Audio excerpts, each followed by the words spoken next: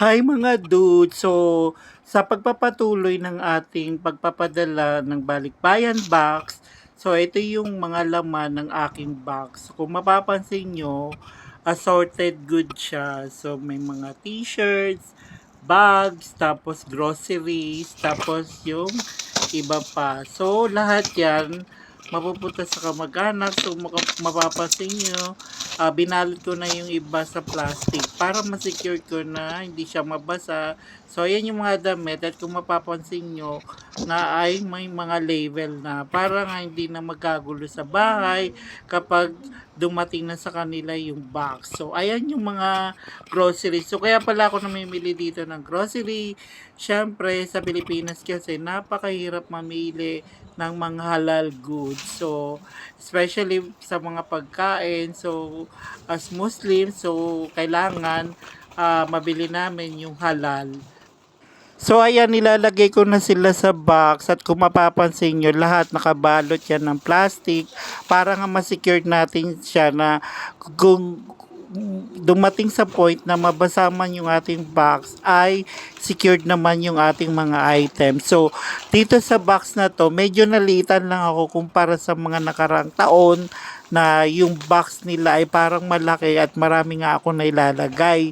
So, ganyan lang yung pagsisiksik ko ng mga items sa loob ng box. So, as much as possible, dapat ma-maximize ko nga yung pinakaloob niya doon sa mga items na ilalagay ko. So, ina-arrange ko lang siya ng maayos hanggang sa magkasya siya. So, masasabi ko na trial and error din. So, medyo nahirapan nga ako dito kasi nga yung mga bags kasi medyo nahirapan ako kasi nga ayoko din na ma-UPI siya. So, trial and error na nangyari dito. So, nag-reboxing ako, tinagdatanggal ko ulit, tapos binalik ko ulit hanggang sa matansya ko na maging okay yung aking paglalagay ng items dito. Kaya, mahirap din talaga mag-boxing. So, ganyan kahirap at ganyan kapursigido ang mga OFW magpadala ng mga balikbayan box sa kanilang mga kamag-anak. So, yung mapapansin nyo yan, hindi yung mga tinapay. So, yung mga ibang items nga na groceries ay pinagbabalot ko dun sa bread o tasty plastic para nga ma-secure ko siya at tinate ko na rin. So, ayan. So, medyo okay na ako dyan. And then, sinalansan ko nga. So, ayan yung laman niya lahat. So, ganyan lang yung pagbabox. So, ito naman mga fillers na to, yung mga sabon, yung mga sponge, so, ganyan siya karami.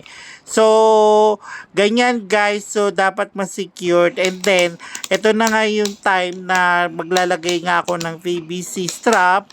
So, para ma-secure natin yung ating box. So, etong manual PVC strapping ko ay mahirap din kasi nga minsan nakakalimutan ko paano siya gawin kasi sa isang taon nga isang beses lang din kami mag-box. So kaya ganyan din, naulit-ulit ko lang yung proseso ng paggamit ng manual strapping na to.